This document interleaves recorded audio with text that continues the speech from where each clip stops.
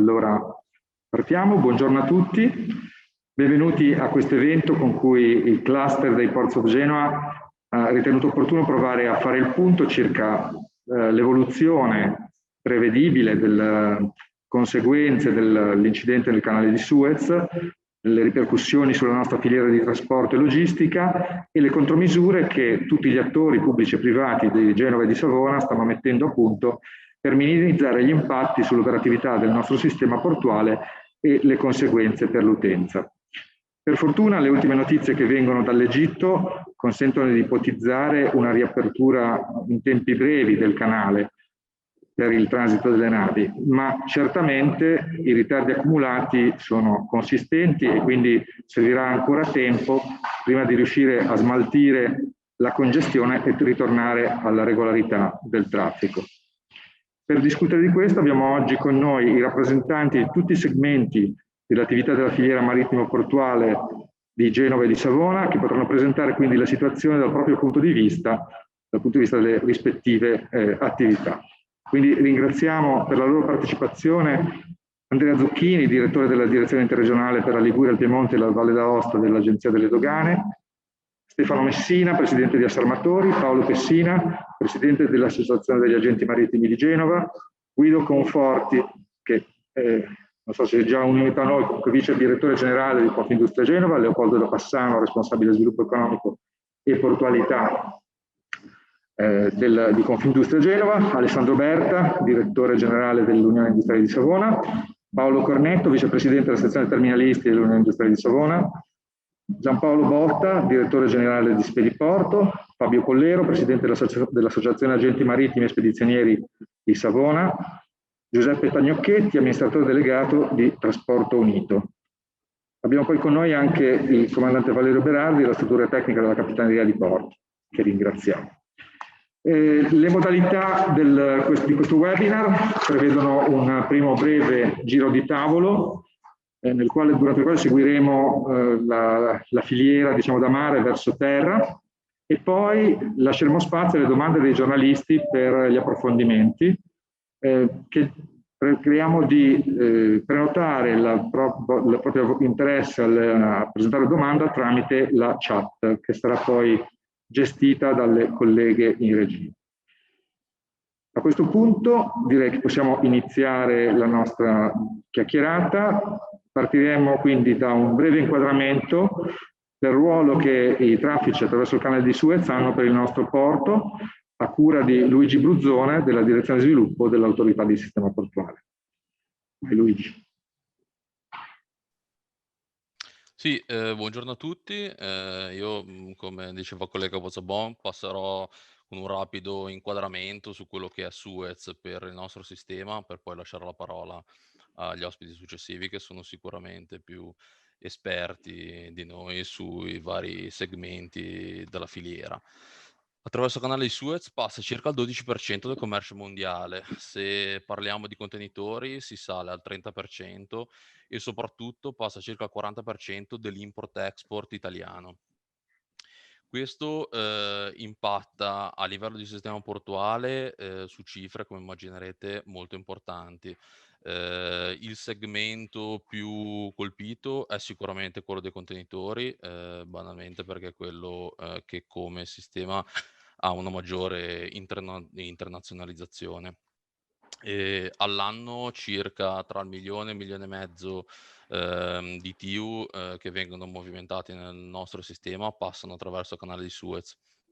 E se guardiamo alla stagionalità, storicamente, eccezione fatta per il 2020 che come tutti sappiamo è stato un anno straordinario, nei mesi di marzo e aprile vengono movimentati circa 110.000 TEU appunto che sono passati o passeranno per il canale di Suez.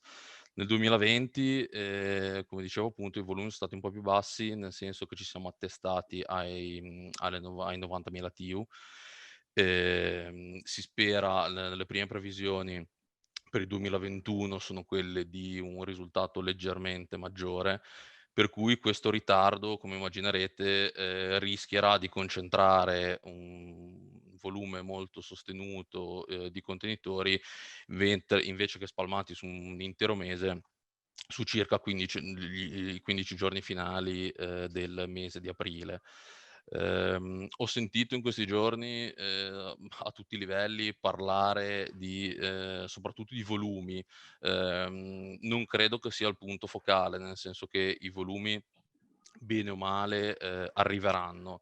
I volumi che erano programmati arriveranno. La grossa discriminante invece sarà, nella concentrazione di questi volumi e quindi nello stress delle strutture portuali e di tutta la filiera logistica e nell'aggravio di costi logistici lungo tutta la catena, a partire dall'aumento del costo dei noli, a appunto la necessità di operare in condizioni straordinarie per la concentrazione, di questi volumi in un periodo ristretto. Al momento attuale, per quello che riguarda i volumi, diciamo fino alla fine del mese di marzo, non registriamo ancora grossi impatti, anzi, tra virgolette, c'è stato forse un impatto positivo, nel senso che alcune navi che non avevano, previsto di scalare Genova hanno operato un rerouting per uscire rapidamente dal Mediterraneo e hanno scaricato invece nei terminal del nostro sistema.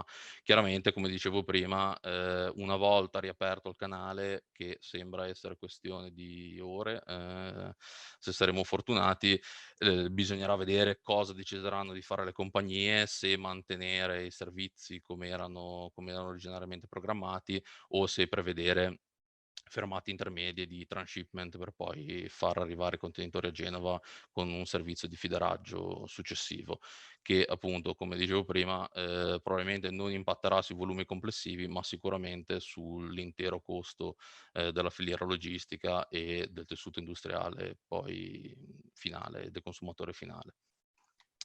Tra l'altro, aggiungo solo quest'ultima cosa e poi chiudo, questo evento straordinario ha aggravato ancora di più, uno shortage di contenitori vuoti che già era iniziato coi primi mesi della pandemia e che a sua volta genererà ulteriori problematiche lungo tutta la filiera logistica del contenitore. Perfetto, grazie Luigi. Grazie a tutti. Allora, hai toccato sicuramente punti molto rilevanti, in particolare, sì, effettivamente stavo leggendo i dati di Lloyd's List sulle navi in attesa attorno a Suez, sia da nord che da sud, sono circa 370, di cui c'è un centinaio di portacontainer che chiaramente rappresentano il business più importante, ma non dal punto di vista del numero. Ci sono ben 180 bulk carrier e circa 70 tanker, oltre a 20 invece navi di altro tipo, tra cui una decina di car carrier.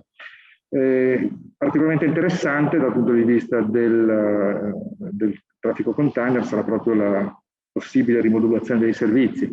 Domande queste che possiamo lasciare all'interpretazione di Stefano Messina e di Paolo Pessina successivamente.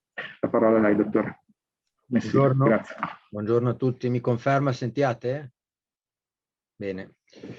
Ma direi innanzitutto complimenti perché avete portato fortuna, perché avete pianificato il webinar la settimana scorsa e un'ora prima dell'inizio la nave è già ripartita, sta viaggiando a 2.6 nodi, lo saprete bene perché ormai con questi strumenti siamo tutti, si fa la gara a chi sa prima, a chi manda prima i WhatsApp o chi li riceve, eccetera. Ci sono un po' di considerazioni da fare, devo dire anche qualcuna in cui si rischia di dire cose che poi magari non si realizzeranno. Io sostanzialmente ne ho due da dire e dividerei il lato ormeggio banchina a carattere generale rispetto a quello piazzale.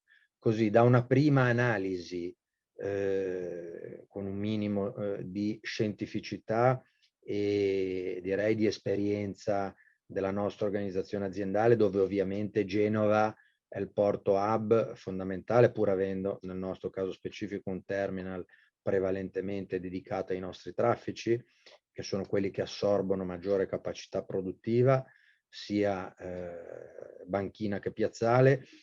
Ho fatto anche un giro di telefonate, ovviamente in questi giorni i contatti lato assarmatori, quindi con gli associati più importanti, non con coloro i quali hanno maggiori traffici in Italia e su Genova, direi che primo ci sarà un po' di sconvolgimento delle schedule, cioè navi che prevedevano una determinata schedula in termini di rotazione all'interno del Mediterraneo, sicuramente ogni armatore le sta rivedendo, le ha già riviste, le sta rivedendo e probabilmente anche nei prossimi 3, 4, anche di più giorni, tra il periodo in cui viene assorbita la queue, la coda che si è creata a Suez,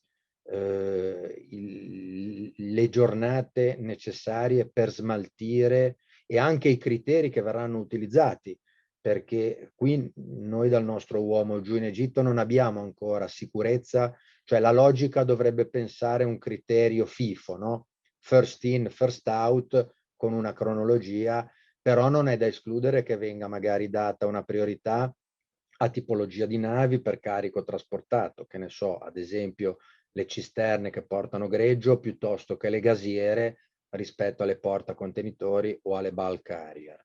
Per quanto riguarda l'occupazione banchine, credo, ma qua devo ammettere anche un po' di informazione incompleta, che il problema più importante riguardi i contenitori. Non vedo un problema di congestione su terminal petroliferi, tantomeno nel segmento bulk.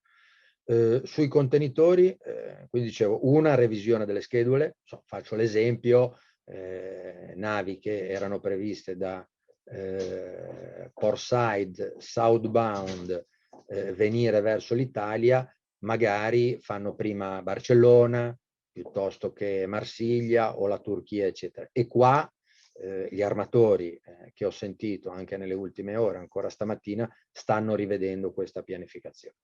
Per quanto riguarda le banchine, indubbiamente lì secondo me avremo i problemi più significativi, anche perché non vi devo dire che la nave sta in rada, ormeggia e nei servizi di linea trovare qualche ora o anche a volte qualche giorno di ritardo è la normalità, è previsto nelle schedule. Per esperienza, ad esempio, nei porti africani, tu arrivi ad esempio a Dar es Salaam, pensi di tra ETA e ETS passino 3 giorni, magari ne passano 10 perché le operazioni commerciali sono in ritardo e quindi te ne stai fuori a pescare e a prendere il sole. Tutto sommato i giorni di ritardo dati dal blocco del canale alla fine al momento diciamo che netti sono meno di 6, quindi in viaggi che durano anche qualche mese sui servizi east-west è un termine ragionevole, aggiungendo anche l'ammortamento del tempo necessario per ritrovare il recupero proprio dei flussi sia northbound che southbound. Ovviamente southbound non ci riguarda circa Genova. Lato banchina è più problematico. Penso che i terminal minori non abbiano grandi preoccupazioni, perché anche qui, ripeto, il nostro caso si schedula nave, porti e velocità in funzione della capacità di assorbimento degli ormeggi. Penso che i problemi più grandi li abbiano i terminal a maggiore capacità, maggiori volumi. Una nave che arriva come questa, che magari ha 5.000 TEUs da sbarcare e 6.000 da imbarcare, una concentrazione di arrivi porta sicuramente un blackout di congestion del piazzale. A ciò aggiungiamo che c'è da gestire la merce in export, per cui per le navi previste sono già in via di andare al carico con i camion, con i treni, merce in export, che quindi normalmente verrebbe nelle banchine i giorni precedenti l'arrivo della nave che porta l'import. Quindi le prossime ore saranno dedicate a una ripianificazione. probabilmente tra 2 o 3 giorni, se rifacessimo un momento simile, avremo delle risposte un po' più certe. Ecco, in questo primo giro mi fermerei, anche per rispetto dei tempi e degli altri colleghi collegati, a questo 2 generi di considerazioni sostanziali. Perfetto, grazie dottor Messina.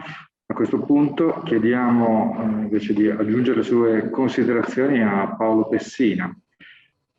Buongiorno a tutti, mi sentite? Sì, perfettamente. Perfetto. Mi accodo a quello che diceva Stefano relativamente alla problematica del canale. Diciamo che la mia osservazione è più dal punto di vista della situazione contenitori, e quindi vi dirò quello che intendiamo fare come linee tendenzialmente sul porto di Genova. Considerate che il canale di Suez normalmente, giornalmente, per quanto riguarda porta container, ha un traffico in and out di circa 600.000 TEU. Quindi voi potete pensare che nei primi 3-4 giorni, quando le navi sono rimaste bloccate, prima di poter, quindi parlo qui delle navi veramente bloccate, a parte quelle che si sono rischedulate con altre soluzioni, stiamo parlando di almeno 1,8 milioni, 2 milioni di TEU che sono stati bloccati. Questa è una stima da questo punto di vista. Quindi il problema dello smaltimento e della coda che diceva Stefano è un problema reale. Se fate 4 conti, prima probabilmente di 10, 12, forse anche 15 giorni, è difficile che si riesca a smaltire un traffico di questo genere. Volevo fare un piccolo appunto perché questo si innesta nel famoso problema che c'è una mancanza di equipment, e quindi non fa altro che acuire questo problema il canale di Suez, il blocco del canale di Suez. Però volevo precisare una cosa che ha detto il rappresentante dell'autorità all'inizio, che il shortage, ricordiamoci sempre, perché qui c'è sempre tanta confusione, dell'equipment non è iniziato con la pandemia e con i famosi blank sailing, ma è iniziato precisamente ad agosto dello scorso anno, quando c'è stato il boom delle esportazioni della Cina verso gli Stati Uniti. Quella lì è la partenza della tempesta perfetta, quindi tutti i discorsi di blank sailing precedenti, eccetera, eccetera, sono nulli da questo punto di vista. Anche fare una previsione sull'aumento dei noli dovuta al canale di Suez è effettivamente molto difficile, cioè se non impossibile da questo punto di vista. L'andamento in questo anno abbiamo visto che dipende da una marea di variabili. Non mi sto a dilungare su questo, veniamo al problema di Genova, quindi come linee che cosa intendiamo fare? Non vediamo tanto il problema sull'import, che come scenderà uscirà, quanto sull'export. Quindi pensiamo in generale, gli agenti pensano, le linee pensano che rilasceremo i voti dell'export soltanto sulla certezza della nave, cioè vale a dire nave certa che arriva al giorno tal dei tali dentro del porto, vengono quindi rilasciati i vuoti in export per quella nave soltanto con questo tipo di certezza. Quindi questo dovrebbe in qualche modo evitare per i terminal una marea di contenitori in export fermi sulle banchine in attesa di una nave. Quindi questa è la soluzione che vorremmo trovare per questo. Ovviamente dal lato terminal e dal lato sistema portuale occorre assolutamente che ci sia la massima disponibilità, la massima forza lavoro disponibile, perché questo è il fatto che aiuta in assoluto. Altro argomento è quello dei treni, quindi suggeriremo soprattutto ai nostri clienti di utilizzare la modalità del treno, cioè dell'intermodalità. Questo diventa fondamentale e purtroppo la tragedia del Ponte Morandi docet da questo punto di vista, perché nel momento che è stata riaperta la ferrovia siamo riusciti ad assopperire con i treni alle problematiche autostradali. Io come primo giro non aggiungerei altro. Grazie molto, dottor Pessina. A questo punto passiamo alle valutazioni appunto della fase portuale della filiera, quindi le ripercussioni sui terminal. Chiamo subito Leopoldo da Passano e a seguire Paolo Cornetti. Grazie. Sì, buongiorno. Dopo il mio brevissimo intervento c'è il collega Conforti che voleva fare una riflessione poi sulle sul tema dei prezzi delle materie prime. Per quello che riguarda, allora io sposo quello che è stato detto sia da Stefano Messina che da Paolo Pessina, anche perché hanno fatto anche correttamente degli accenni alla parte, diciamo così, piazzale. In queste ore, ieri e l'altro ieri, insomma, mi sono premurato di fare alcune telefonate per avere un quadro di quelle che potevano essere le conseguenze. Peraltro le telefonate sono state fatte quando non era ancora nota il fatto che la nave si fosse in qualche modo disincagliata e quindi che il canale potesse diventare da qui a poco tempo libero, nonostante le code. Ma diciamo che per quello che riguarda la parte del tema delle rinfuse, anche delle rinfuse liquide, non ci dovrebbero essere dei grossi problemi. Ci sarà qualche nave, come dicevano prima, che può essere schedulata, ma non va ad impattare, diciamo, sicuramente sull'operatività. Anche, devo dire la verità, sulla questione contenitori non ho trovato per il momento particolari preoccupazioni. Sono stati anche molto prudenti perché naturalmente poi il terminalista, come dire, deve anche in qualche modo organizzarsi sulla base anche di quello che è l'organizzazione che mette l'armatore. Sicuramente ci potrebbero essere qualche problematica, come è stato detto anche sull'export, ma per il momento non ho riscontrato grossissime preoccupazioni. Se vi dovessi dire, più grosse preoccupazioni le ho riscontrate sull'operatività e sui piazzali quando ci siamo visti per il momento della pandemia col Covid, che c'era lì sì che c'era un problema che i nostri terminalisti ci hanno segnalato delle possibili problematiche sui piazzali, poi in realtà si sono risolte quasi tutte. Lascio la parola al collega Conforti che fa una riflessione sui materie prime e prezzi. No, molto rapida, ma soltanto per dire che quando è successo l'incidente del canale, esattamente lo stesso giorno c'era in corso una riflessione all'interno del sistema confindustriale nazionale circa il fenomeno appunto dell'andamento a rialzo sia dei prezzi delle materie prime dei semilavorati che dei noli e quindi poi comunque dell'effetto di questi eventi sulle supply chain internazionali. E anche connesse con questo riflessioni sulla possibile poi ricaduta che ad oggi è in pericolo più che una realtà che si intravede sul prezzi al consumo, insomma, di eventi di questo tipo.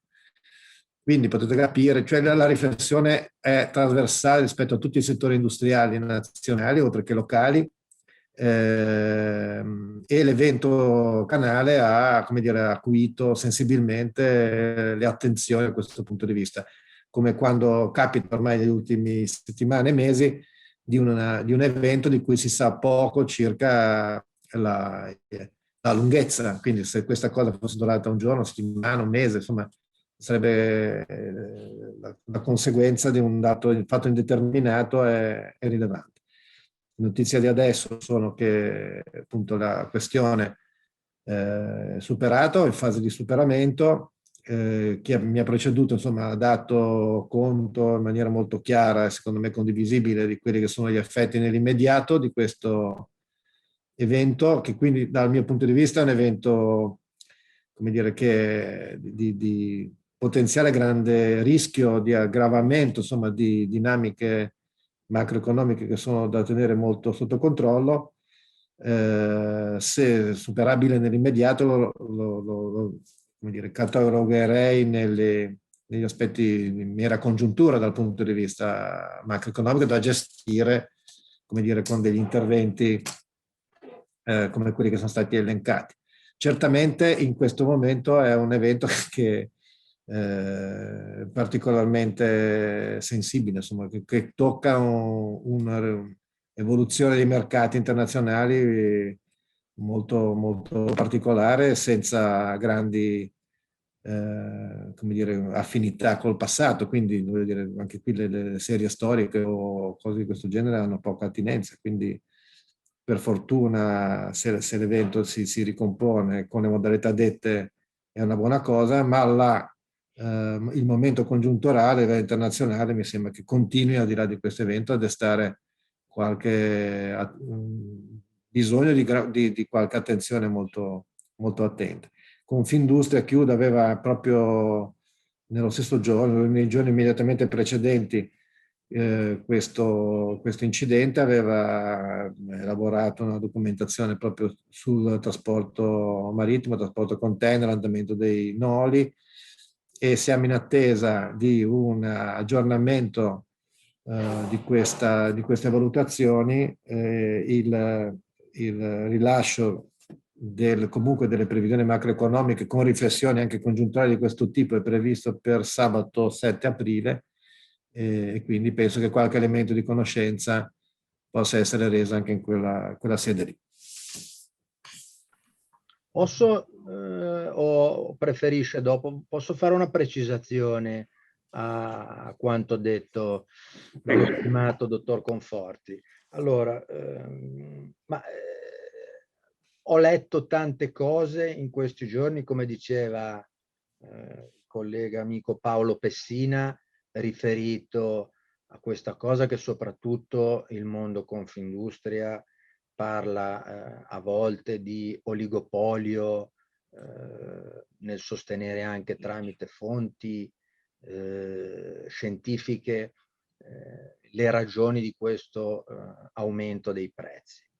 Io trovo che ci sia, me ne assumo la responsabilità, ben consapevole che sono collegati giornalisti, quindi lo dico pubblicamente, trovo che ci sia una grande superficialità nel sostenere da parte del mondo dell'industria questa sorta di accuse alla filiera armatoriale. Lo trovo veramente superficiale e direi anche abbastanza grave, perché l'industria, il mondo dell'industria, che quindi dovrebbe essere rappresentato dalla Confindustria, è il mondo dei nostri clienti. Gli armatori hanno come clienti il mondo industriale, quindi ne abbiamo grande rispetto e per anni sosteniamo e continuiamo a sostenere che non debbano vedere il trasporto marittimo solo come un costo, ma anzi come una parte del processo produttivo all'interno del quale la supply chain dal mondo dell'industria debba essere vista con maggiore attenzione, investendo magari anche con risorse specializzate, che non vuol dire comprare le navi, o per carità, il mercato è talmente aperto e trasparente che come in tanti processi produttivi industriali vi è stata verticalizzazione, la si può fare anche da parte degli industriali, ma non credo che sia questo il loro obiettivo. Piuttosto devono vedere il mondo del trasporto come un'opportunità per migliorare il servizio e semmai nella visione globale del processo dare un prodotto finito con una diversa pianificazione, organizzazione appunto della catena, della supply chain e al limite con anche una conseguenza di quello che è l'aumento del prezzo del prodotto finito al consumo, come giustamente dicevi tu Guido. Credo che queste analisi dovrebbero essere anche accompagnate da quella che è stata la redditività degli ultimi 10 anni e il non ritorno sugli investimenti da parte degli operatori. Quindi più che bolla la definirei come un ritorno ad una normalità che negli ultimi anni c'è stata solo in singoli quarter, quindi probabilmente è il dover ristabilire un attimo i parametri di quello che è non un puro costo. E il blocco del canale di Suez, io l'ho detto 6 giorni fa in termini così un po' provocatori, è casualmente accaduto nel momento di questa esplosione dei prezzi e fa vedere, è un po' anche un riscatto di noi armatori che in anni di eccesso di capacità, anche per colpa nostra, abbiamo solo abbassato i prezzi, andando a volte a EBITDA vicini allo zero, quindi senza ripagare investimento, ma non il ritorno sull'investimento, neanche l'investimento sull'impianto, sulla nave, sui contenitori. Scusate, ho fatto un po' questo sproloquio, ma perché quasi sempre io su questo non ho replicato adeguatamente, se no si rischia di cadere nelle polemiche. cosa che non appartiene al mio stile e ai miei contenuti.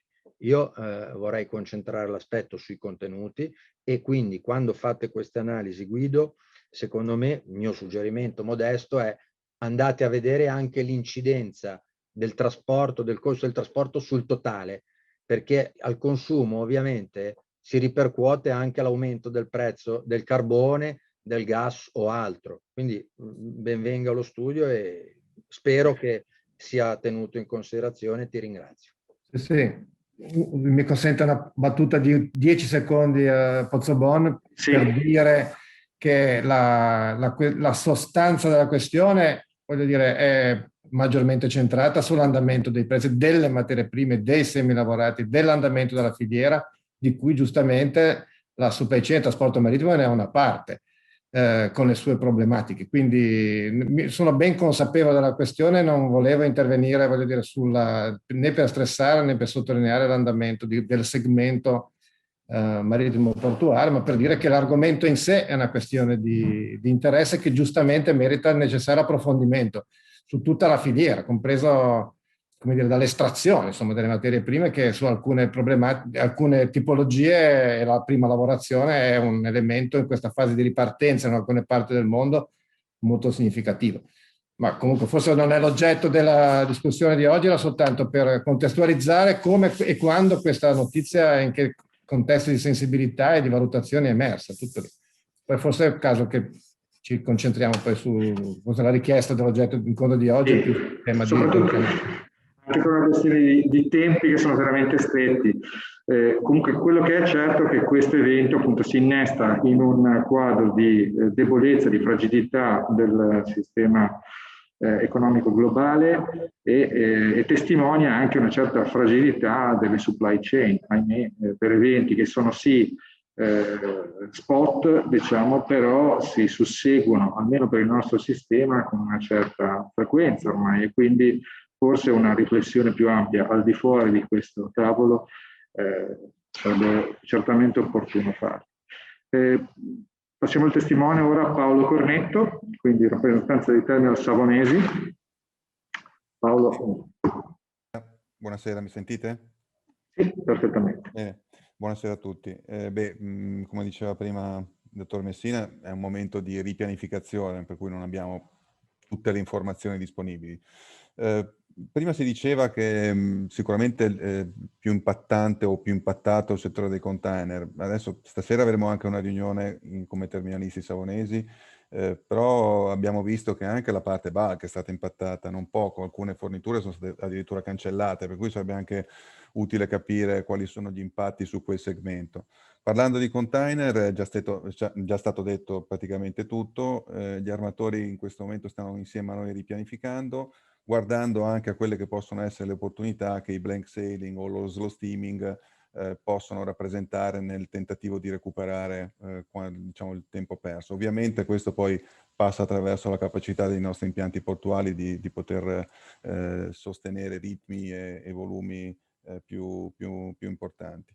Una preoccupazione personalmente che ho riguarda il sistema dell'autotrasporto intorno ai nostri porti, che già è messo sotto grandissimo stress in questi mesi dalla situazione delle nostre autostrade, e se dovessimo trovarci in una situazione dove dobbiamo chiedere ancora maggior intensità di servizio, sicuramente con le autostrade combinate come sono in questo momento potrebbe essere un ulteriore elemento di difficoltà nel poter smaltire eventuali backlog che si stanno accumulando. Alla fine dobbiamo fare i conti con una settimana, come diceva prima Stefano Messina, di ritardi e di volumi che si andranno comunque a accumulare, magari non tutti insieme, magari alcuni armatori stanno anche riducendo l'export, ovviamente, un po' per mancanza di equipment, un po' per evitare poi di ritardare ulteriormente le navi una volta in banchina, però sicuramente è un sistema, anche quello dell'autotrasporto, che andrà probabilmente sotto stress. Però in questo momento stiamo ancora raccogliendo informazioni dagli armatori e credo sì che abbia senso magari fra 2 o 3 giorni risentirci e vedere a che punto siamo.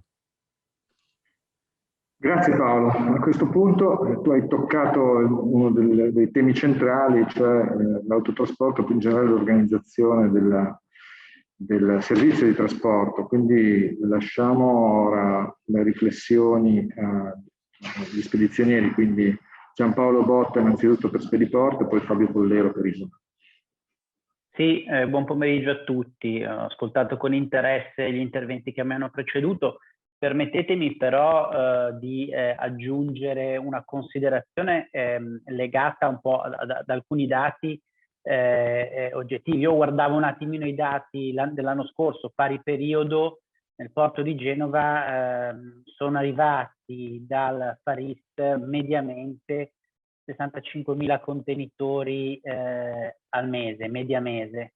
Quindi più o meno abbiamo una media di 15.000 contenitori a settimana ed è probabile che questo numero di contenitori shifterà, bene o male avremo una concentrazione piuttosto importante al netto poi di quelle che saranno le decisioni ovviamente delle compagnie armatoriali per quanto riguarda la gestione poi dei porti di sbarco, il tempo e la rotazione delle navi, ma potenzialmente ci troveremo nella condizione di dover assorbire in una settimana, 10 giorni, il traffico di 2 settimane di lavoro, il che comporta qualche, diciamo così, intervento organizzativo, che spero sia minimale, ma comunque in grado di garantire, se non altro, un eccessivo stress da parte di tutti gli operatori. Allora mi permetto di avanzare come spedizioniero una riflessione legata all'utilizzo che potremo fare in questo periodo, ma anche poi nei successivi, del pre-clearing, che è uno strumento per noi, penso anche per i terminalisti, per gli agenti, per gli spedizionieri e anche poi a livello di programmazione dei ritiri e anche l'autotrasporto fondamentale. La possibilità che c'è data dall'Agenzia delle Dogane di poter manifestare le navi con largo anticipo rispetto al loro arrivo fisico nel porto di sbarco potrebbe consentire ai terminal di programmare in maniera puntuale lo scarico dei contenitori, eventualmente anche il posizionamento di quelli soggetti a controlli nelle aree di verifica.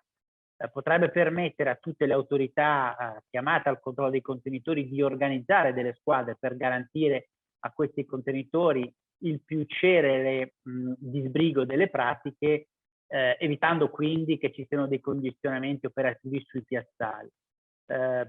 Oltre a tutto ciò, ovviamente c'è anche l'invito e l'auspicio, qua c'è Paolo Pecchina, lo rivolgo a lui, a che le compagnie armatoriali, tra le tante iniziative importanti che stanno assumendo al fine di ridurre al minimo i disagi legati alla consegna e al ritiro di contenitori, vi sia quello di mettere nella condizione i terminal italiani e gli operatori, gli spedizionieri nello specifico, di poter avere digitalmente i famosi buoni di consegna e le rimesse dei contenitori in tempo reale. Ecco, la possibilità che qui a Genova c'è di avere una rimessa in termine automatica di tutti i buoni, penso ci aiuterà nel gestire quella settimana di difficoltà di congestionamento che perlomeno noi prevediamo.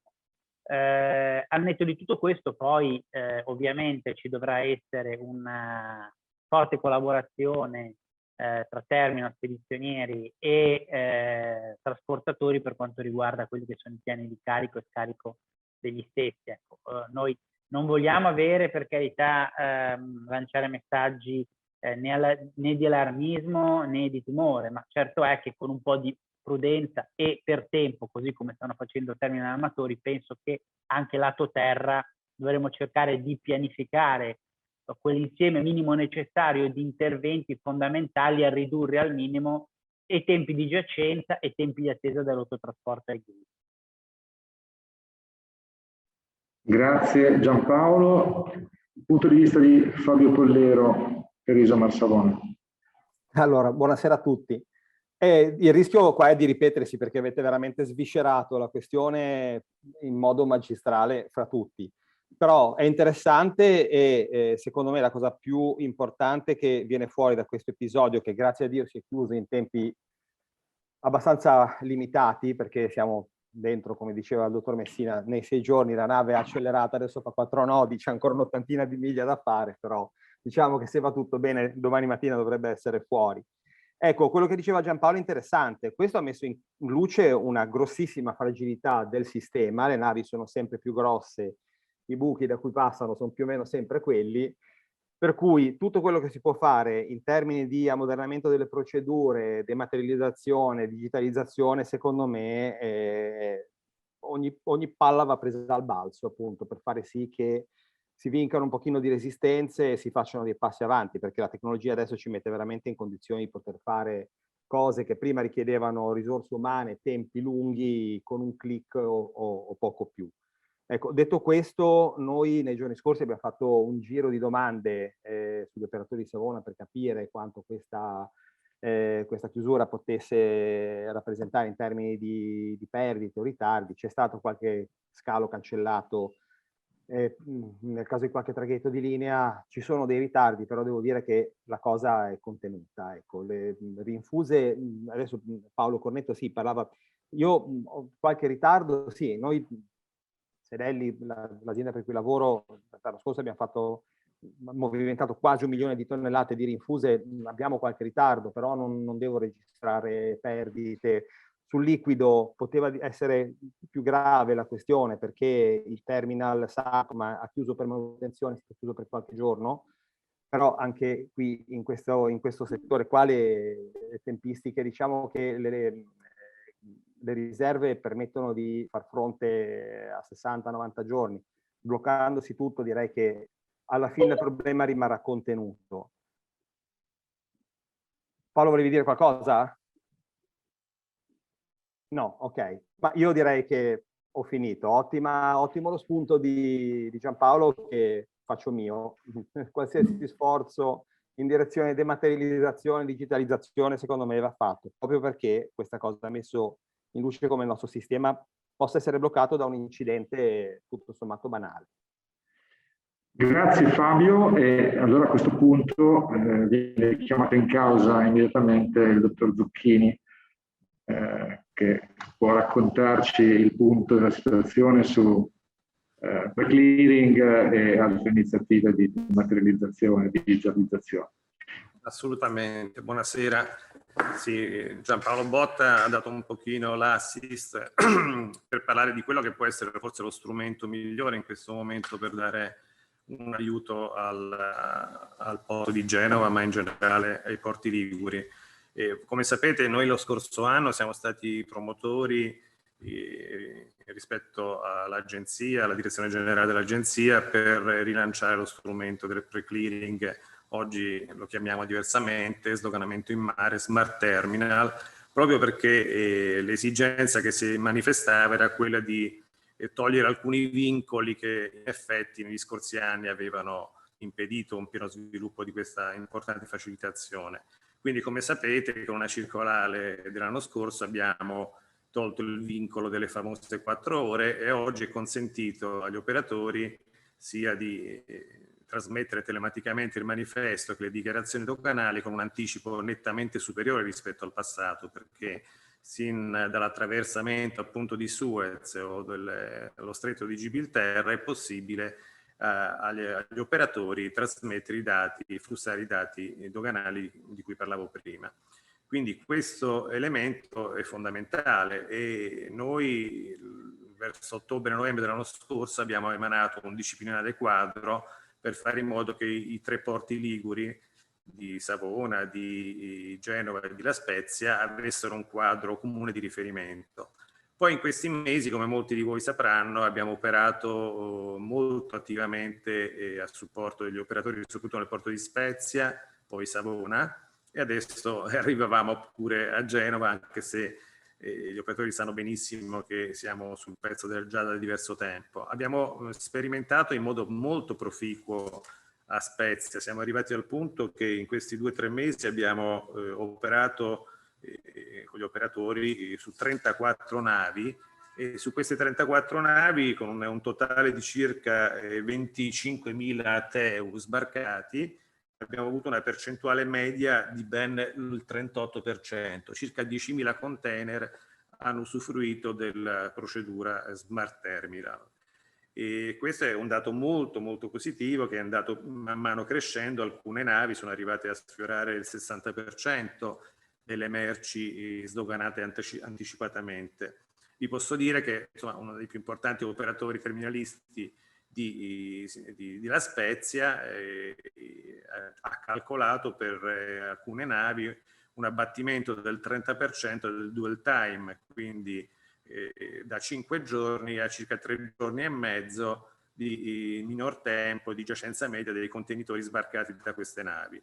E questo era un calcolo anche, diciamo, in difetto, perché è stato fatto questo calcolo sulla base di una nave arrivata in prossimità del weekend, quindi poi i cancelli per l'autotrasporto vengono chiusi, quindi in un momento feriale probabilmente l'abbattimento sarebbe anche superiore. E anche a Savona abbiamo intrapreso questo percorso già da qualche settimana, stiamo facendo sperimentazioni anche di carattere un po' diverso, perché le rotazioni chiaramente divergono in parte da quelle che riguardano La Spezia.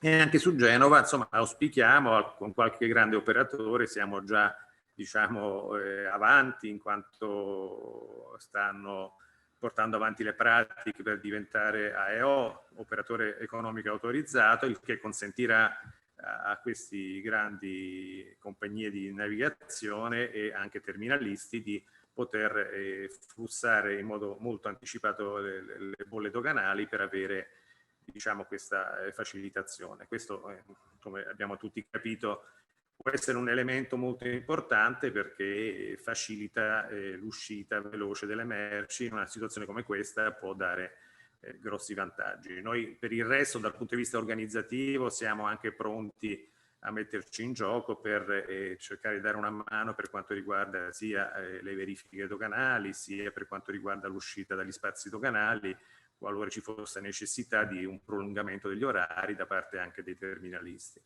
Questo più o meno è il nostro quadro di riferimento, però vediamo un po' come evolgono le cose nei prossimi giorni, così ci faremo un'idea. Grazie direttore. Adesso chiediamo un contributo a Giuseppe Tagnocchetti, che sicuramente porta il punto di vista della categoria su cui spesso vanno a scaricarsi poi le conseguenze più e le pressioni più forti di tutti questi eventi della fragilità dell'intera filiera di trasporto. Dottor. Sì, buongiorno.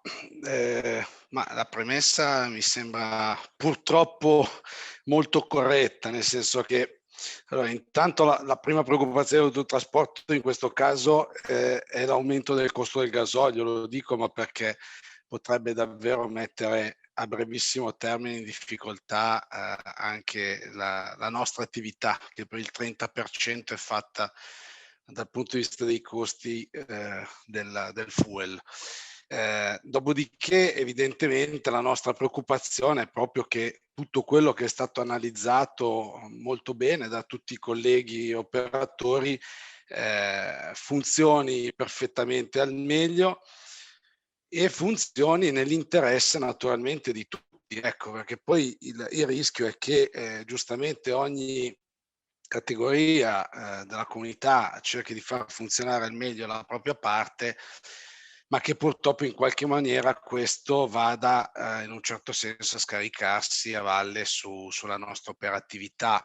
Cosa intendo dire? Nei primi giorni proprio questo rallentamento forzato dell'export nel tentativo di cercare di trovare un posizionamento equilibrato al momento dell'arrivo delle prime navi potrebbe addirittura per noi voler dire mancanza di lavoro, quindi giornate in cui l'autotrasporto rischia di attendere che si riprenda a operare. Qualche segnale in questo senso c'è già stato, il problema sono gli equipment, qualche fenomeno su alcuni terminal a Genova si è già anche verificato, quindi il rischio è addirittura di qualche giorno di mancanza di lavoro. E quindi voglio dire la necessità di dover trovare delle soluzioni rispetto al personale viaggiante e agli operatori. Dopodiché invece il rischio successivo è che all'arrivo delle navi, quindi all'avvio o alla ripresa insomma dell'export coordinata come ha detto il collega persino con le necessità appunto di equilibrare l'import e l'export, il rischio è di dover invece per noi lavorare forzatamente in alcune situazioni in one way, cioè in tratte con un unico carico o scarico, quindi una parte della nostra round trip, del nostro andata e ritorno, senza avere la possibilità di trasportare, proprio per cercare di seguire le linee di bilanciamento che, da quello che appunto è stato ben spiegato, si dovrà cercare di adattare. Ecco, questa naturalmente è un'attività di nuovo in forte diseconomia, ecco, ma non è per chiedere qualcosa, ma per evidenziare che i problemi probabilmente, per quel che ci riguarda, ci saranno. Terzo macro elemento di preoccupazione è che evidentemente, proprio perché in pochi giorni si dovrà recuperare il traffico contenitori di molte giornate perse, è evidente che il rischio congestionamento nei terminal o comunque rallentamenti dell'operatività e di conseguenza attese al carico e allo scarico possano aumentare fortemente. Questo evidentemente di nuovo con pregiudizio per la nostra pianificazione del carico e dello scarico e quindi del corretto utilizzo dei veicoli e soprattutto degli autisti, che sapete benissimo tutti sono soggetti a tempi di guida e di riposo e orari di lavoro che sono vincolati dalla legge, quindi non siamo liberi di poter fare quello che vogliamo, rischiamo di trovarci a terminare le ore nel bel mezzo di una di queste operazioni che, per le buone ragioni di cui tutti stiamo discutendo, è stata rallentata. Ecco, quindi la preoccupazione dell'autotrasporto è ragionevolmente, mi sento di dire, molto, molto forte. Sono d'accordo col collega Botta nel momento in cui dice che davvero ci deve essere uno sforzo di pianificazione dei carichi e scarichi che tenga conto delle necessità di tutti. Solitamente si dà priorità al lato mare per mille buone ragioni, mai come in questo caso occorre tener conto anche di quello che accade a terra, anche perché dover recuperare del tempo da parte di autotrasporto o perlomeno efficientare la nostra operatività per, diciamo così, far fronte allo stress cui saremo sottoposti, è un esercizio ancora più difficile se tenete conto che dovremo fare lo slalom tra i cantieri e in tutta quella che è la situazione che ben conosciamo. Ecco, quindi credo che si debba veramente fare massima attenzione nel programmare, progettare questo recupero delle giornate di lavoro perse, tenendo presente l'intera filiera. Ecco, questo è un aspetto molto molto importante. Grazie, credo in effetti che la sequenza di disavventure che come sistema abbiamo dovuto affrontare in questi anni ci ha effettivamente lasciato come eredità proprio l'idea che si può uscirne solo ragionando in termini davvero di sistema, perché poi alla fine il servizio alla merce lo rende non una singola categoria, ma il nostro cluster unito. Il fatto di essere qua tutti insieme a rappresentare la posizione di ciascuno, ma in un'ottica complessiva, di servizio complessivo, credo che sia comunque significativo. Prima di lasciare la parola ad Alessandro Berta per le conclusioni, volevo ricordare ai giornalisti collegati che possono poi proporre delle domande ai nostri relatori prenotandosi in chat in modo da regolare poi la gestione delle domande. Quindi la chat è aperta, potete eventualmente prenotarvi. Grazie. Ora appunto Alessandro Berta, direttore dell'Unione Industriale di Savona. Sì, grazie. Vabbè, poche conclusioni, nel senso che mi pare che tutti stiamo un attimo attendendo di capire quali su tutti i vari versanti saranno le conseguenze effettive rispetto eventualmente anche a rischedulazioni di tratte e anche a capire quali saranno i tempi di flusso all'interno del canale, perché poi bisogna capire quali saranno i flussi e quale sarà anche l'ordine di passaggio, come ha detto giustamente Stefano Messina, nel senso che in questo momento non siamo nemmeno in grado di capire esattamente, se non nelle prossime ore o giorni, quali saranno le rischedule. Effettivamente la durata, per fortuna, è stata breve, cioè lo sblocco comunque nell'ambito della settimana probabilmente ci porterà problemi che ci porteremo dietro per 15, massimo 20 giorni, dico 15-20 giorni perché appunto il flusso non è che, come dire, siamo gente di mestiere, quindi sappiamo non è che tutte le navi poi, come dire, sbloccato, passano tutte tranquillamente, tutte allo stesso ordine, arrivano tutte. Confermo che in parte anche per fortuna e in parte perché ci sono a terra sufficienti sui nostri depositi costieri, sufficienti riserve, e non dovrebbero esserci particolari conseguenze sulla parte della rinfusa liquida. Qualche problema sull'export lo stiamo rilevando. Direi che riprendendo però una delle indicazioni che ha dato Guido Conforti e su cui è intervenuto anche Stefano Messina, confermo che però in Italia stavamo già ragionando su problemi di materia prima e di aumento dei prezzi della materia prima. Poi non entro sul tema del nolo, perché il nolo è soltanto una parte ed è anche soltanto una parte del trasporto complessivo della filiera, della supply chain. Certamente però la registrazione di problematiche sulle materie prime, comprese le materie prime, come dire, elementari, e considerando che siamo un paese di trasformazione, come dicevi tu Alberto, non è soltanto un problema di crisi del sistema globale. L'Italia queste cose le patisce molto di più perché noi siamo esclusivamente di trasformazione e siamo riusciti anche a combinarne delle belle negli ultimi anni a livello normativo, tagliandoci, scusami, le palle su quelle che sono tutte le situazioni di ricerca di materie prime in ambiti territoriali, come dire, anche di nostra competenza, che abbiamo simpaticamente regalato ai paesi prospicenti l'Adriatico, per fare un esempio, o altre situazioni sul Mediterraneo. Quindi ci abbiamo anche messo del nostro. Quindi quello che a livello globale è un problema per un'Italia, un paese trasformatore come il nostro, è decisamente più forte. Ottime sono le notizie che ha dato il direttore Zucchini sulle questioni, come dire, dei tempi di giacenza e di spacciamento, che sono fondamentali.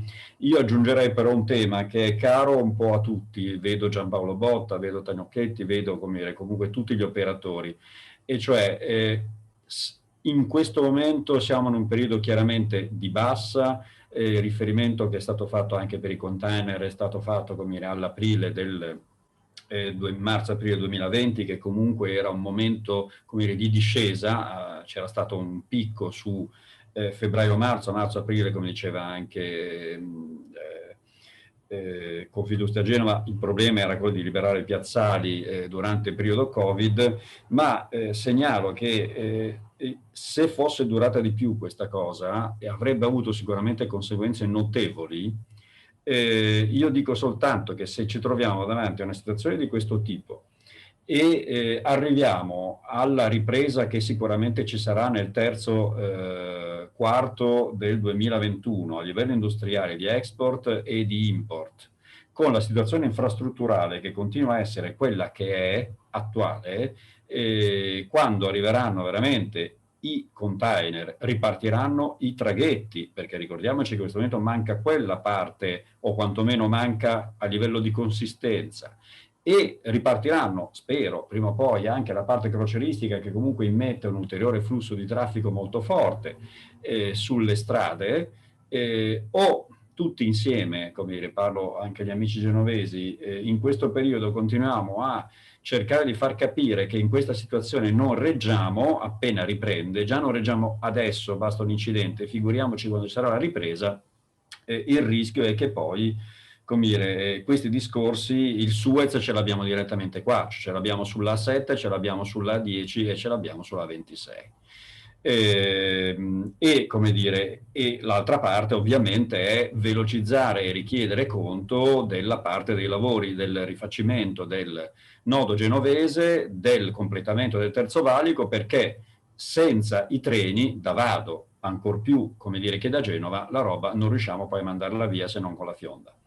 Quindi direi su Suez, per fortuna, alla fin di fine ci saranno contraccolpi, sperando che la merce non sia dirottata da altre parti, ma se lo sarà soltanto in parte, l'abbiamo in qualche modo, la svangheremo con extracosti evidentemente, ma la mia grossa preoccupazione è nella ripresa che ci sarà, perché il piano vaccinale ci porterà sicuramente a una ripresa, dobbiamo in qualche modo, come dire, ancora insistere con le autorità e col nuovo ministro, perché in qualche modo si capisca che questo è il porto che fa l'economia dell'Italia, e l'Italia è Lombardia, Emilia Romagna, questo è il porto, devo dire, il sistema Ligure, no? Da Spezia a Vado Ligure, fa l'Emilia Romagna, la Lombardia e il Piemonte, e ovviamente anche la Liguria.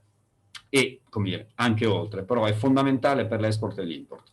Se continuiamo a stare così e nessuno, come dire, ci considera particolarmente, io la vedo veramente dura. Grazie anche ad Alessandro per queste riflessioni finali, sicuramente dure ma assolutamente necessarie. A questo punto lasciamo lo spazio alle domande dei nostri giornalisti, ne abbiamo già 2 prenotate. Chiedo a Francesca Traverso di attivare quindi lo schermo e l'audio, innanzitutto a Diego Pistacchi del giornale, che pone una domanda, chiedere, magari può dire lui a chi indirizzarla, anche se direi che è rivolta certamente in particolare forse a Paolo Pessina. Sì, volentieri, buongiorno a tutti. Sì, la Buongiorno. domanda era un po' complessiva perché abbiamo sentito diversi interventi con posizioni leggermente diverse. C'è chi è preoccupato fondamentalmente per il problema container, chi invece dice anche che i container non subiranno grosse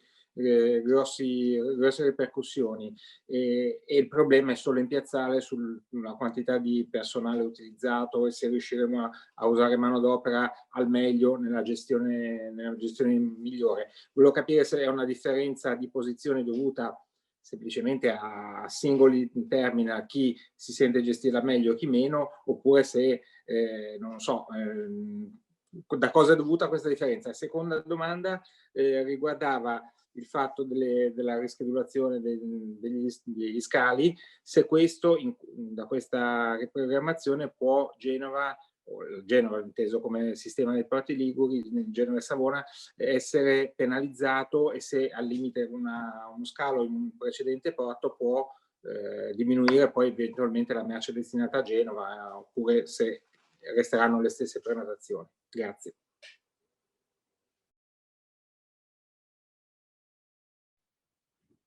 Allora, chi vuole provare a rispondere, forse sulla seconda parte?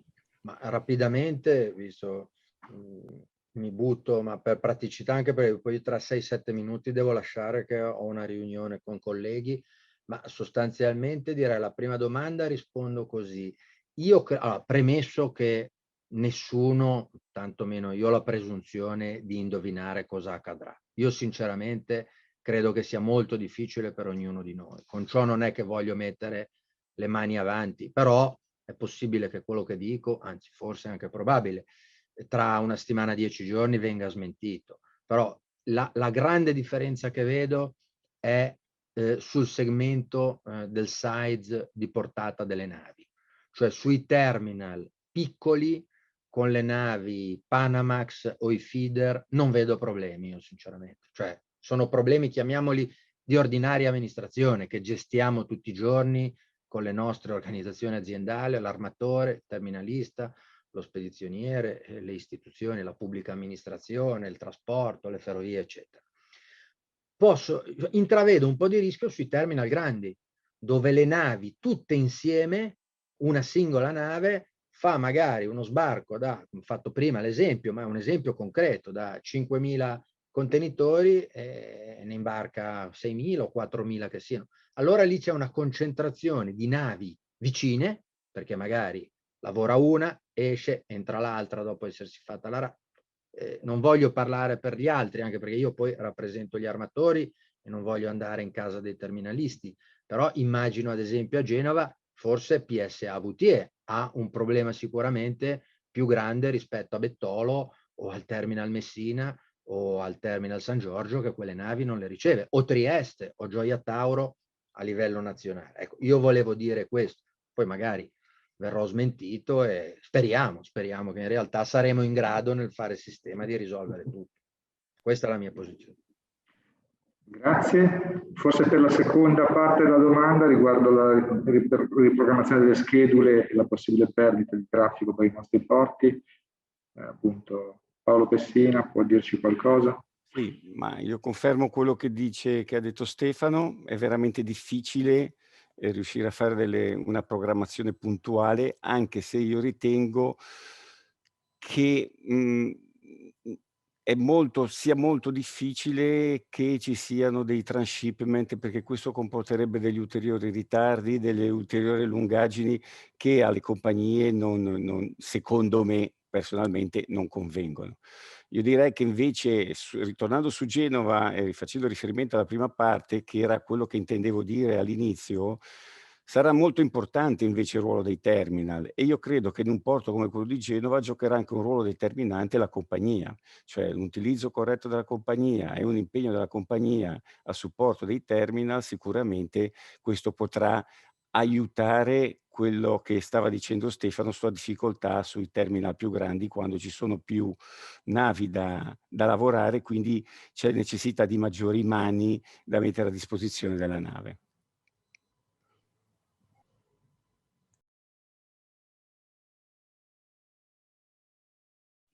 Abbiamo un'altra domanda invece da parte di Nicola Giordanella di Genova 24. Di nuovo Francesco, se riesci ad attivare audio e video. Buongiorno a tutti. Volevo fare una domanda, se è possibile, al dottor Messina, se c'è ancora, se no chi vuole rispondere. Dunque, in questi giorni si è parlato di tante cose, insomma, Suez, questa crisi ha creato scompiglio. Tra queste cose è emersa anche la paura verso le rotte alternative, in particolare per quella fantomatica rotta cosiddetta artica. Ne parlava giusto Luigi Merlo 2 giorni fa in un comunicato stampa. Ecco, volevo capire dal punto di vista genovese se questa, si parla ovviamente di tempi lunghi, almeno insomma un decennio almeno, se non di più. Volevo capire se questa possibilità, insomma, questo come dire, questo panorama, questo scenario, come dire, è già in discussione nelle stanze genovesi, oppure relegato, diciamo, alla fantasia per il momento. Grazie. No, grazie. Ma no, la fantasia no, perché indubbiamente il mondo cammina veloce e i paesi che hanno pianificazione e capacità di realizzare infrastrutture immateriali e materiali in maniera efficiente poi vanno avanti e rischiano di superarci. Vedi il sud-est asiatico negli ultimi 20-30 anni. Quindi non è fantasia, però è abbastanza scorrelato rispetto al problema Suez, che è molto contingente. Non vedo la rotta artica come una minaccia neanche a medio-lungo termine. Ecco, diciamo medio, intendo dire a 5-10 anni. Poi tra 50 anni è difficile che le possa rispondere. Io faccio fatica a capire cosa succede tra un mese, si figuri tra 10 anni in questo mondo. No, direi una cosa, ancora di più, legata alla sua domanda, c'è il discorso delle infrastrutture. Vede, diga, pochi mesi fa abbiamo tutti partecipato al dibattito pubblico organizzato dall'autorità di sistema portuale e dagli altri enti. Ecco, avere un'infrastruttura con la diga, magari in un porto con una pluralità o un doppio accesso, cioè levante, ponente, le due bocche, caso Suez ti dimostra che la doppia entrata-uscita con un po' di pescaggio, eccetera, aiuta molto in casi come questo, dove tu quindi puoi, indipendentemente da un evento eccezionale, avere una maggiore flessibilità e accogliere magari più capacità in una situazione emergenziale, al netto del mantenimento degli approvvigionamenti, dei servizi e soprattutto della sicurezza della navigazione. Grazie. Grazie.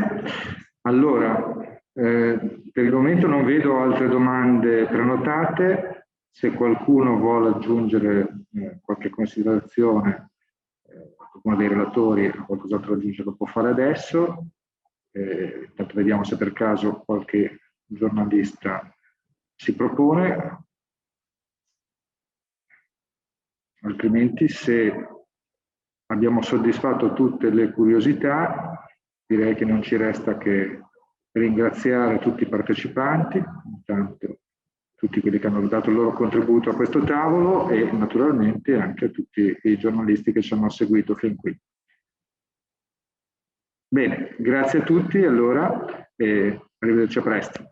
Grazie. Arrivederci. Grazie, Arrivederci. a presto. Buona serata a tutti. Arrivederci. Saluti, buonasera.